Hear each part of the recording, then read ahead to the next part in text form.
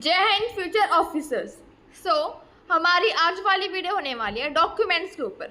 Documents required at the time of joining instructions for BSc nursing course. अब आपके जो भी डॉक्यूमेंट्स हैं वो हर ईयर सेम होते हैं, ठीक है, इसमें कोई भी डिफरेंस नहीं होता। You must fulfil the eligibility criteria as mentioned in the advertisement in response to which you have applied for the course. Your testimonials for eligibility will be scrutinized by the College of Nursing. देखो, जब आपका notification आया था तो आपको एक brochure मिला था, ठीक है, उसमें आपको हर एक इंस्ट्रक्शन मिला था कि कैसे क्या होता है, कहाँ कहाँ पर कॉलेज होते हैं, ठीक है, बेसिकली एमएनएस है क्या। तो आपने उसको पढ़कर ही इसमें सोचा कि मेरे को इसमें जाना है। नेक्स्ट पॉइंट देखो, your eligibility for the admission of the above course will be subject to verification of all academic documents as mandated by the university. Original certificates and self-attested copies of under mentioned documents are to be submitted.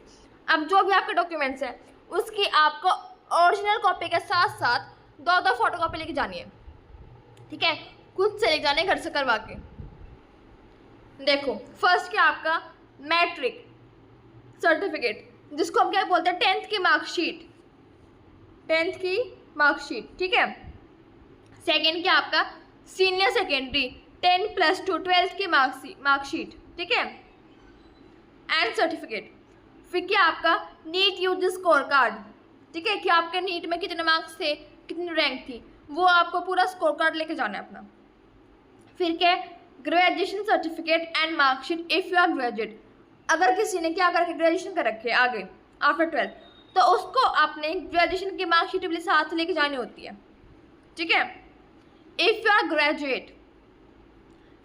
फिर क्या आपका migration certificate from the institution last attended. अगर आपने 12th कर रखी है, ठीक है, 12th के बाद आपको क्या मिलता है, स्कूल से माइग्रेशन सर्टिफिकेट मिलता है, ठीक है, या फिर आप कॉलेज में हो तो आपको वहाँ का लेके आना है माइग्रेशन सर्टिफिकेट, ठीक है। फिर क्या ट्रांसफर सर्टिफिकेट, सेम स्कूल से या फिर कॉलेज से जहाँ भी आप जाते हो, लास्ट अटेंडेड। फिर क्या आपका caste certificate in case of SC and ST candidate. जो हमारे एससी या फिर एसटी कैंडिडेट है उनको क्या लेके जाना होता है, अपना कास्ट सर्टिफिकेट। फिर आपका डोमिसाइल सर्टिफिकेट, ठीक है। फिर नेक्स्ट क्या पैन कार्ड। अगर किसी का पैन कार्ड नहीं बन रखा तो अपना पैन कार्ड बनवा सकते हैं, क्योंकि ये एक्स्ट्रा वो है आइडेंटिफिकेशन के लिए और ये हमेशा काम आती है, तो अच्छा कि बनवा लो पहले पैन कार्ड। फिर नेक्स्ट क्या गैप सर्टिफिकेट। अगर किसी कैंडिडेट के 10th और 12th के बीच में मोर देन 2 ईयर्स का गैप है, मोर देन 2 ईयर्स का, तो उसको क्या बनाना होता है, गैप सर्टिफिकेट, ठीक है। नेक्स्ट क्या आधार कार्ड। आधार कार्ड सबके पास ही होता है। नेक्स्ट आपके attendance certificate from the college last attended indicating which course you underwent, date of entry, date of leaving, subjects offered and total percentage of the attendance। क्या है basically कि आप regular हो, आपने हर क्लास रेगुलर ली है, ठीक है, नॉन अटेंडिंग नहीं थी, वो था हमारा अटेंडेंस सर्टिफिकेट कि आपकी कितनी अटेंडेंस थी और आप रेगुलर थे या नहीं थे। नेक्स्ट क्या आपका declaration signed by you and your parent और guardian that you are unmarried, documentary evidence from the marital status about divorce, widow, legally separated, without encumbrances if applicable।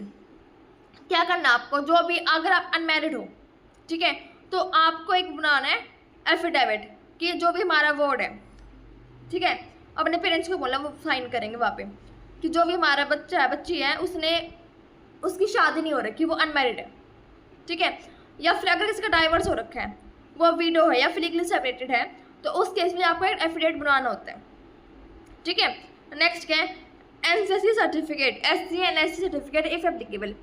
अगर किसी ने एनसीसी कर रखी है तो उसका सर्टिफिकेट लेके जा सकते हो अगर आपके पास है, ठीक है, और एससी एसटी का सर्टिफिकेट भी लगता है। नेक्स्ट क्या है डिपेंडेंट सर्टिफिकेट इफ एप्लीकेबल, ठीक है। ये थे आपके डॉक्यूमेंट जो आपको चाहिए at the time of joining. हर एक डॉक्यूमेंट की कम से कम 2 फोटोकॉपी ले जाना साथ में। नेक्स्ट पॉइंट देखो, ऑन योर इनिशियल एग्जामिनेशन और medical you have been found medically fit by the medical board.